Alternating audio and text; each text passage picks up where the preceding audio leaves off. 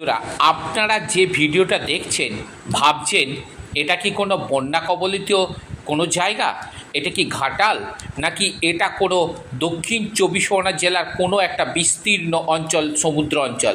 না, এটা খোদ কলকাতারই সেক্টর 5-এর আপনি ছবিটা দেখতে পাচ্ছেন। দেখুন, খালি অবস্থাটা দেখুন।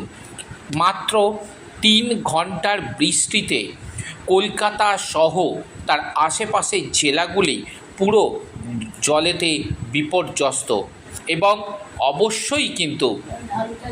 অবশ্যই কিন্তু তার সাথে কিন্তু দক্ষিণবঙ্গের আর যে সমস্ত জেলাগুলো আছে, পশ্চিম মেদিনীপুর, পূর্ব মেদিনীপুর আছে, আপনার হাওড়া, হুগলি, কলকাতা, 2 চব্বিশ পরগনা, বিস্তীর্ণ অঞ্চল পুরোটাই কিন্তু জলের তলায়। অবশ্যই আপনারা দেখতেই পাচ্ছেন। অবশ্যই দেখুন, খালি বৃষ্টি কাকে বলে। কলকাতায় কোনো জায়গায় 100 মিলিমিটার, আবার কোনো জায়গায় কিন্তু 200 মিলিমিটার এর মতন বৃষ্টি হয়েছে।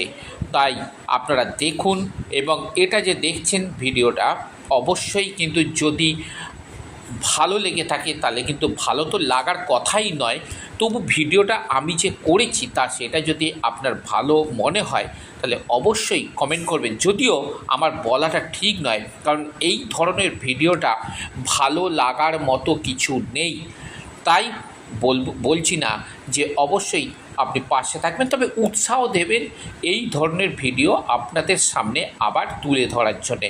তাহলে অবশ্যই কিন্তু ভিডিওটা প্রথম থেকে শেষ পর্যন্ত দেখবেন, স্কিপ করবেন না, এটাই আপনাদের কাছে আমার অনুরোধ।